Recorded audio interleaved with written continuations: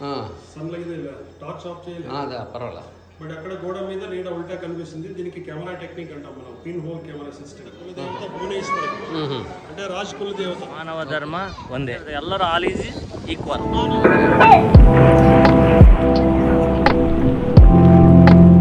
Hi అండి, అందరికీ నమస్కారం. వెల్కమ్ టు తెలుగు పాఠశాల యూట్యూబ్ ఛానల్. నేను మీ భాస్కర్ మాట్లాడుతానండి. ప్రస్తుతం నేను శ్రీను కర్ణాటక వ్యక్తిగత పని మీద వచ్చామండి. అక్కడి నుంచి ఇలాగా హంపి విజయనగరం చూసామండి ఇప్పుడే. అలాగే విజయనగరంలోని ఈ విరూపాక్ష టెంపుల్కి వచ్చామండి. ఈ విరూపాక్ష టెంపుల్ మీకు కూడా చూపిద్దామనే ఉద్దేశంతో వీడియో అయితే తీస్తానండి. అదిగోండి చూస్తున్నారు కదండి, విరూపాక్ష టెంపుల్ మాన్యుమెంట్స్. ఇదిగోండి ఇక్కడ రాతి స్తంభాలతో కట్టిన మండపాలు అయితే ఉన్నాయండి. మండపాల దగ్గరికి వెళ్దాం, కారు ఇక్కడ పెట్టి. చాలా మంది ఉన్నారు ఇక్కడ ఈరోజు ఆదివారం గురించి.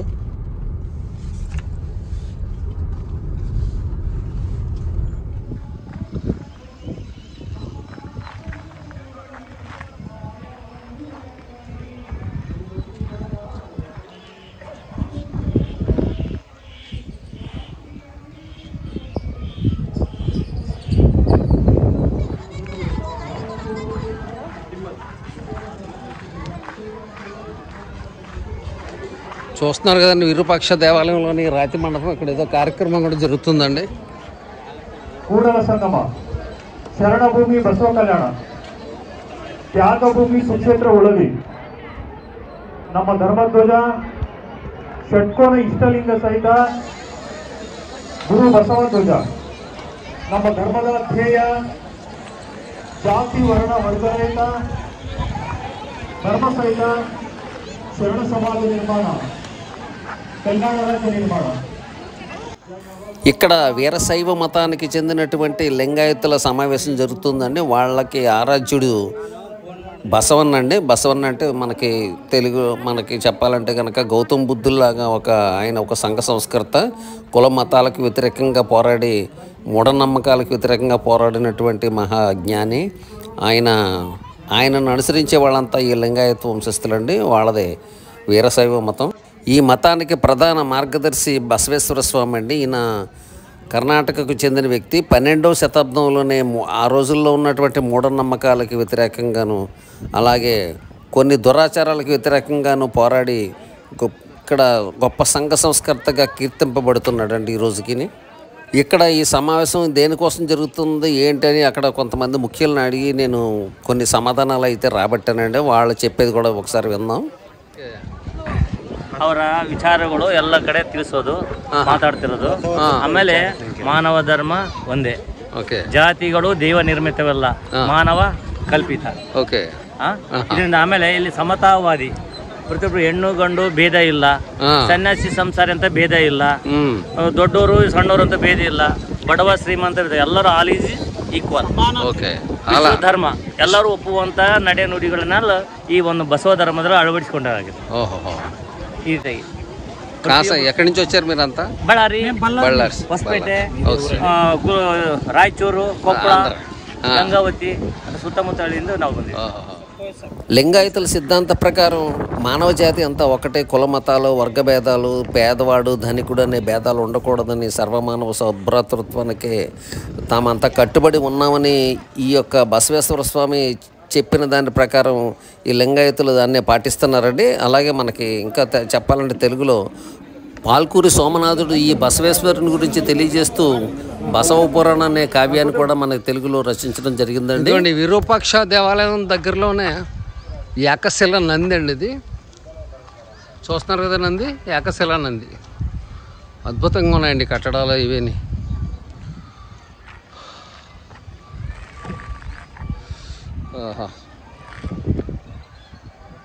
విరూపాక్షుడు అంటే శివుని యొక్క ప్రతిరూపమే పరమాత్మ అండి. పరమాత్మ అంటే నిరాకారుడైన భగవంతునికి ప్రతిరూపమే ఈ విరూపాక్ష దేవాలయం.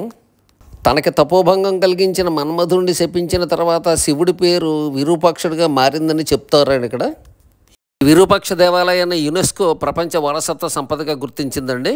ఈ విరూపాక్ష దేవాలయం 7వ శతాబ్దంలో విజయనగరాన్ని పరిపాలించిన బాదామి చాళుక్యుడైనటువంటి విక్రమాదిత్యుని భార్య లోకమహాదేవి నిర్మించిందని చరిత్ర చెప్తోందండి. అయితే విజయనగరం మీద దండెత్తిన ముస్లిం రాజులు మొత్తం అన్ని ఆలయాలని విజయనగర సామ్రాజ్యాన్ని మొత్తం ధ్వంసం చేసినా కానీ ఈ యొక్క విరూపాక్ష దేవాలయాన్ని ఒక అంతఃపురంగా భావించి వదిలేశారని చరిత్ర చెప్తోందండి. అయితే విజయనగర సామ్రాజ్య పతనానంతరం 14వ శతాబ్దంలో మొఘలులు దాడి చేసి విరూపాక్ష దేవాలయం గోపురాన్ని అయితే కూలగొట్టారని చరిత్ర చెప్తోందండి. ఇక్కడ కనిపిస్తున్నటువంటి చిన్న చిన్న దుకాణాల్లోనే శ్రీకృష్ణదేవరాయల వారి పరిపాలనా కాలంలో రతనాలు రాసులుగా పోసి అమ్మేవారటండి. ఇక్కడ చూస్తున్నారు కదండి, అదేనండి విరూపాక్ష దేవాలయం. గుడి దగ్గరికి వెళ్తున్నాను, విరూపాక్ష దేవాలయం దగ్గరికి. ఈరోజు ఆదివారం గురించి చాలా ఉన్నారు, పబ్లిక్ అయితే చాలా బాగా వచ్చారు.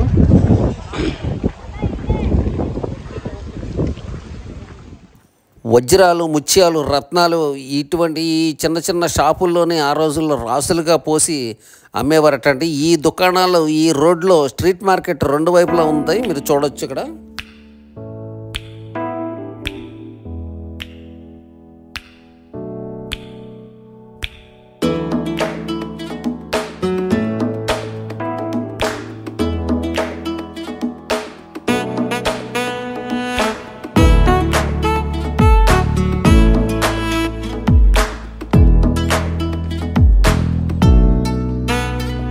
మీ పేరేం పేరండి? సార్ నా పేరు షరీఫ్. షరీఫ్. ఇప్పుడు ఇదో షరీఫ్ గారితో గైడ్గా పెట్టుకున్నాను. ఆయన చెప్తున్నారు ఈ విరూపాక్ష టెంపుల్ డీటెయిల్స్. సో ఇప్పుడు మన శివుడు వాహనం నంది ఉంటుంది చూడండి, అంటే ఆల్ ఓవర్ ఇండియాలో అలాంటి నంది చూస్తారు. ఒక్క దేహం ఒక్క తలక నంది. ఓకే. బట్ ఇది 3 తలక నంది. అంటే పేరు వచ్చేసి బ్రహ్మ విష్ణు మహేశ్వర్. అంటే నంది తలకాయ పగిలిపోయింది చూడండి, పగిలిపోతే హిందూ రిలీజన్ ప్రకారం పూజేయరు, అంటే మళ్ళీ దర్శనం చేసే ఒక నంది ఇది. ఈ నంది ఇక్కడ ఉండేది కాదు, లోపల శివుడు ముందర నంది మంటపం ఉంది, అక్కడ ఉండేది. బట్ అక్కడి నుంచి తెచ్చి ఇక్కడ పక్కనే పెట్టారు, అంటే ప్రతి ఒక్క యాత్రికులు దర్శనం చేసేదానికి. ఇప్పుడు లోపల వెళ్ళే ముందర దేవుడు దండానికి అంటే శివుడు టెంపుల్ వెళ్తారుగా, మొదట విఘ్న వినాశకుని పూజ చేసేవారు. అంటే విఘ్న వినాశ గణేష. ఇక్కడ ఏనుగ కనిపిస్తుంది మీకు, కల్చరల్ యాక్టివిటీస్, జనపద కళ, కార్తికేయ చూడండి పైన. బట్ అటువైపు చూడండి అమ్మవారు ఉన్నారు, శక్తిమాత, జనపద కళ సైడ్ లో. తర్వాత ఇక్కడ కింద ఏనుగ కనిపిస్తుంది, 3 4th వన్ చూడండి, విదేశీ వ్యాపారస్తులు వీళ్ళంతా. అంటే ఇక్కడ కింద లాస్ట్ వన్ విదేశీ. ఇప్పుడు మీరు విఠల్ టెంపుల్ పోయించారుగా, అక్కడ గుర్రాలు అమ్మేదానికి వచ్చేవారు, వాళ్ళు గుర్రాలు అమ్మేదానికి వచ్చే డ్రెస్ కోడ్ కనిపిస్తుంది చూడండి మీకు. అంటే ఆయన పర్షియన్ ఎదురు కనిపించేది. దేవుడు స్వయంలింగం ఉంది కదా, గర్భగృహ శివలింగం మీద కట్టారు. తర్వాత తన ముందర కనిపించేది హరిహర బుక్కరాయిలు డెవలప్మెంట్ చేశారు. తర్వాత ఈ ఒక మాన్మెంట్ చూడు, ఇక్కడ గోపురం కట్టించింది 1435, అంటే 2వ దేవరాయ కాలంలో. అంటే 15th సెంచరీలో టోటల్లీ హైట్ 165 ఫీట్ ఉంది హైట్ గోపురం. అంటే కింది నుంచి పైకి వరకు 11 స్టోరీ ఉన్నాయి. అంటే కింది నుంచి పైకి ఎక్కొచ్చు, అంటే పోయే రూట్ అంతా ఇప్పుడు రీసెంట్ లో బంద్ చేశారు. కారణం ఏమంటే పోయిన వాళ్ళంతా గోడ మీద పేరు రాసే కారణంగా రక్షణ పర్పస్ బంద్ చేశారు. అక్కడ ఐరన్ రాడ్ కనిపిస్తుంది చూడండి కింద, అదంతా బ్రిటిష్ వాళ్ళు సపోర్ట్ పెట్టింది, ఈస్ట్ ఇండియా కంపెనీ సపోర్ట్. ఎందుకు పెట్టారంటే మధ్యలో రాయి చీలిపోయిందిగా, ఆ కారణంగా సపోర్ట్ పెట్టారు. అంటే సేఫ్టీ ప్రొటెక్ట్ పర్పస్ బ్రిటిష్ వాళ్ళు సపోర్ట్ పెట్టింది 1856 లో. ఇప్పుడు బయట మార్కెట్ చూసారు కదా తమరు, అదంతా ముత్యాలు, రత్నాలు, రాసుల కోసం మండపాలు రైట్ చూసారుగా, అది market area. In Vitthala temple ఆర్స్ మార్కెట్, ఇక్కడ ముత్యాలు, రత్నాలు కనిపిస్తుంది. ఇదంతా తుంగభద్ర వాటర్ వస్తుంది, వెళ్ళేటప్పుడు ఇదంతా హ్యాండ్ వాష్ చేసుకుని వెళ్ళేది. తుంగభద్ర వాటర్ ఇక్కడ వస్తుంది, కింద పోతుంది సార్, నీళ్ళు ఇప్పుడుగా పోతుంది. పక్కనే కనిపించేది 100 పిల్లర్ సభా మండపం అంటారు. అది సభా మండపం. సభా మండపం అంటే మీటింగ్ హాల్ పైన ఉంది కొండ మీద వచ్చేసి హేమకూట హిల్, అది హేమకూట పర్వతము. హేమకూట పర్వతం, హేమకూట పర్వతము. అండ్ ఈవినింగ్ టైం అది సన్సెట్ లొకేషన్. తర్వాత రైట్ సైడ్ లో కొన్ని కనిపిస్తావు శిఖర మాదిరిగా, అదంతా గ్రూప్ ఆఫ్ జైన్ టెంపుల్స్. అంటే లోపలంతా విగ్రహం లేదు, బట్ అదంతా హేమకూట పర్వతం అని పేరు వస్తుంది. ఈ పక్కనే చూడండి, ఇది ఉత్సవ మండపం. ఎవ్రీ ఇయర్ డిసెంబర్ మంత్ దేవుడికి ఇక్కడ పూజ జరుగుతుంది సార్. ప్రతి సంవత్సరం డిసెంబర్ డిసెంబర్ మంత్ ఇక్కడ పూజ ఉత్సవం చేస్తారు. అంటే దేవుడికి ఎంగేజ్మెంట్ అవుతుంది. ఏప్రిల్లో కళ్యాణోత్సవం చేస్తారు లోపల. అంటే ఇది పూజా విధానం చేసే ఒక మండపం, ఉత్సవ మండపం. ఇక్కడ టికెట్ తీసుకోండి, 50 రూపీస్ పే చేయండి తమరు ఇద్దరు. అది కాదు, అది మాన్యుమెంట్, ఇది టెంపుల్ వేరే. ఇక్కడ మళ్ళీ స్పెషల్ టికెట్ అంటే 25 రూపీస్ ఇచ్చి మనిషికి 20 రూపాయలు స్పెషల్ టికెట్ తీసుకోవాలంటే ఇక్కడ ఈ లోపలికి రావడానికి తీసుకున్నాం. లోపల ఇప్పుడు మంటపంలో కనిపించేది ఏనుగ. బట్ ఏనుగ పేరు వచ్చి లక్ష్మి. అంటే 37 సంవత్సరం టెంపుల్లో ఉంటుంది సార్ ఇది. ఈ మంటపం ఉంది కదా లైన్ గా, ఇదంతా డార్మెంటరీ చెప్తారు. అంటే విశ్రాంతి. ఓకే.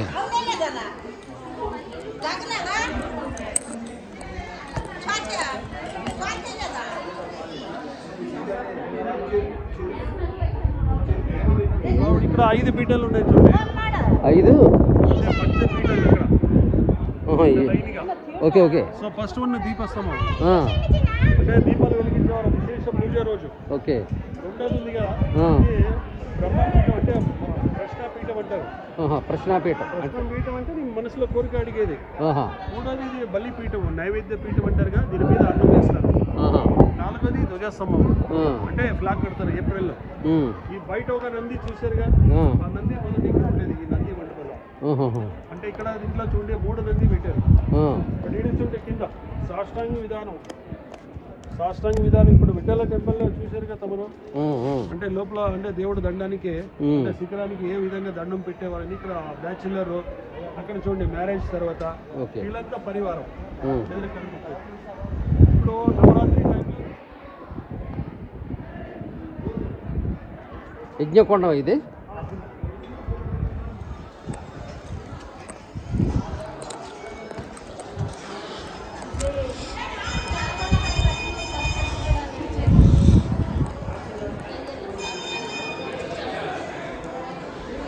ఇక్కడ ఆ పై భాగం చూడండి, ఇదంతా ఓల్డ్ పెయింటింగ్.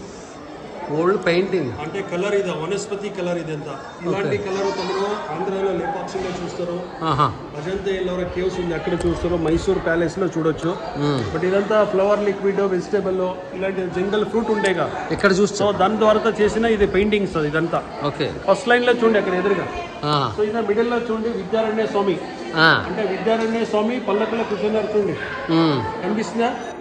ఆ ముల్లో విరూపాక్ష దేవుడు కవచం చూడండి ముల్లో, అదే శివుడు. అంటే ఇప్పుడు మీరు లోపల దర్శనం చేసేది.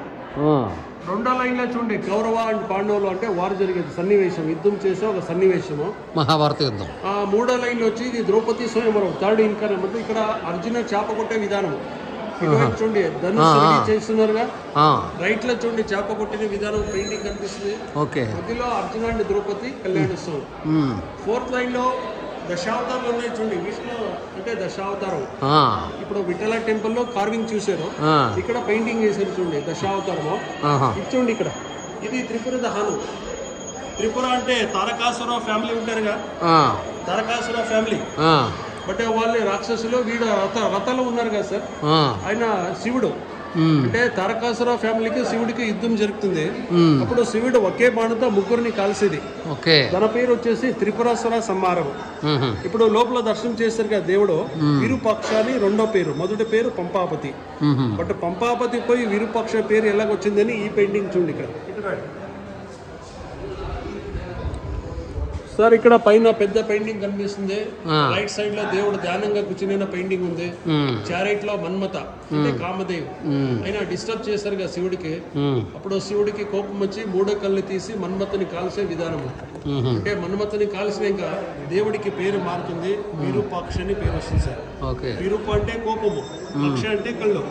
ఆ కోపంతో 3 కళ్ళు తీసి మన్మతని కాల్స్తారు కదా, అందువల్ల విరూపాక్ష అని పేరు. ఆ ముందు లైన్ వచ్చి అష్టదిక్పాలక. ఇంకా 2 లైన్స్ ఇక్కడ అండి, దేవుడు ముగ్గురు ఉన్నారుగా. ఫస్ట్ ఇక్కడ రైట్ సైడ్ లో చూడండి బ్రహ్మ, విష్ణు, మహేశ్వర. ఆ సెకండ్ లైన్ వచ్చి చైన్ మధ్యలో చూడండి శివ పార్వతి మ్యారేజ్ జరిగింది, చైన్ మధ్యలో కనిపిస్తుందిగా, శివ పార్వతి కళ్యాణోత్సవం.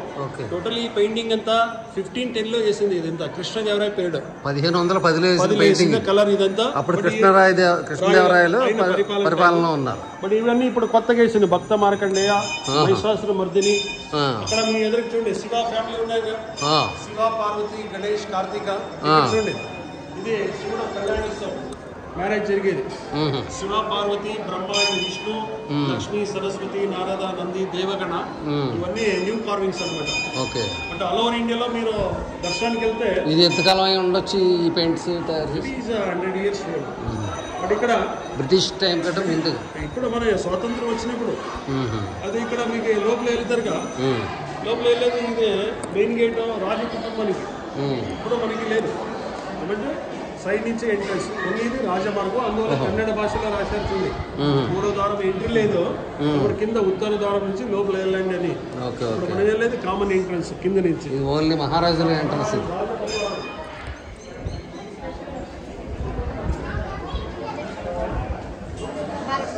ఎలా ఉందా కెమెరా?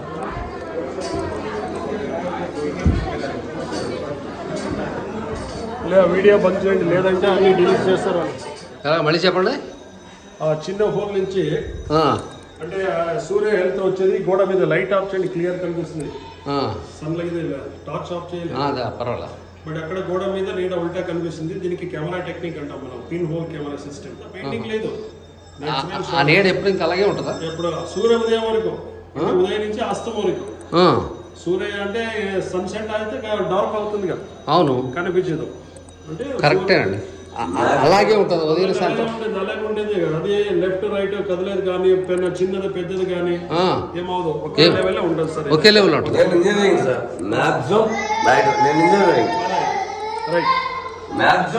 భువనేశ్వరి అంటే రాజ్ కుల దేవత.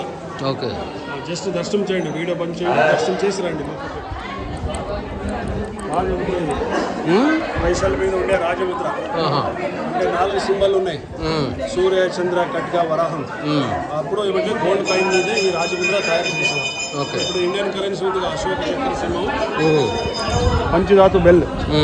పూజ చేసే టైంలో పైన రాడ్ పెట్టారు చూడండి, ఉన్నాయి. రాడ్ అంతా లోపలేసి వాయిస్తారు. రాడ్ పూజ నైవేద్య టైంలో ఇది 2 బెల్ 2 గంటలు పడతాం. ఇప్పుడు పవర్ బెల్ సిస్టమ్ గానే ఉంది, ఎలక్ట్రిసిటీ బెల్. సౌత్ ఇండియాలో ఇలాంటి కోనేరు చూస్తారో, పేరు వచ్చి పుష్కరిణి అంటారుగా. అవును, దక్షిణ భారత్లో ఇలాంటి కోనేరు చూస్తారు, పవిత్ర జలం ఉండే కోనేరు. దీనికి వాటర్ సప్లై కంట్రోల్ గేట్స్ ఉండే అక్కడ కింద కనిపిస్తుంది కంట్రోల్ గేట్. బట్ అది తుంగభద్ర రివర్ నుంచి నీళ్ళు వస్తుంది సార్, డైరెక్ట్గా వస్తుందా? డైరెక్ట్ అంటే నిధికి, డ్యామ్ నీళ్ళు నదికి వదులుతారుగా, అప్పుడు ఫుల్ అయితే రివర్ ఫుల్ అయితే దీనికి వాటర్ వస్తుంది సార్ లోపల. ఓకే. లోతు వచ్చి ఇది డీప్ 3 మీటర్ డీప్, 12 అడుగుల హైట్ ఉంది. ఓకే. అంటే ఇక్కడంతా ఇది ASI department, some part is renovated. పెద్ద న్యూ కార్వింగ్ కనిపిస్తాయిగా, ఇవన్నీ ఏఎస్ఐ డిపార్ట్మెంట్ రెన్యువేటెడ్ ఇది. ఓకే. అంటే ఇక్కడ పుష్కరిణి దక్షిణ భారత్లో మీరు ప్రతి ఒక్క టెంపుల్ పక్కన ఇలాంటి కోనేరు చూస్తారు. ఇప్పుడు మీరు ఇలాగ వెళ్ళొచ్చు టెంపుల్ స్టాండ్కి, లేదా లోపల నుంచి వెళ్తారంటే వెళ్ళొచ్చు. ఇలా వెళ్ళొచ్చా? టెంపుల్ కంటే విఠల టెంపులే కదా, ఫేమస్ టెంపుల్. విష్ణు ఇది శివుడు. ఈ విరూపాక్ష దేవాలయంలో ఉన్నది శివుని యొక్క ప్రతిరూపమేనండి. అయితే శివుడికి విరూపాక్షుడు అనే పేరు రావడానికి గల కారణం, శివుడు తను తపస్సు చేసుకుంటున్నప్పుడు ఈ మన్మధుడు తన మన్మథ బాణాలతో శివుని వేధించగా శివుడు ఆగ్రహదగ్రుడై ఆ మన్మధుడిని 3వ కన్ను తెరిచి కాల్చివేయటంతో మన్మధుడు భస్మం అయిపోతాడు. ఎప్పుడైతే శివుడు మన్మధుడిని భస్మం చేశాడో, శివుడు తన అసలు పేరును కోల్పోయి విరూపాక్షుడిగా పిలువబడుతున్నాడండి. ఆ విరూపాక్షుని దేవాలయమే ఇక్కడ మనం చూసినటువంటి ఈ విరూపాక్ష దేవాలయం అండి. ఈ విరూపాక్ష దేవాలయం లోపల వరాహస్వామి విగ్రహం ఉండటం వల్ల బెహమనీ సుల్తాన్లు విజయనగరం మీద దాడి చేసినప్పుడు ఈ గుడిని దాడి చేయకుండా వదిలేశారని, అలాగే వరాహస్వామి ఈ గుడిని కాపాడుకున్నాడని ఇక్కడ ప్రజలైతే నమ్ముతారండి. మీరు కూడా అవకాశం ఉన్నప్పుడు ఈ హంపి విజయనగర క్షేత్రాన్ని సందర్శిస్తారని ఆశిస్తున్నానండి. ఈ వీడియో మీ అందరికీ నచ్చిందని భావిస్తున్నాను. నచ్చితే తప్పనిసరిగా లైక్ చేయండి, షేర్ చేయండి, కామెంట్ చేయండి, అలాగే సబ్స్క్రైబ్ చేసుకోవటం మాత్రం మర్చిపోకండి. ఉంటానండి. బై అండి. జై హింద్.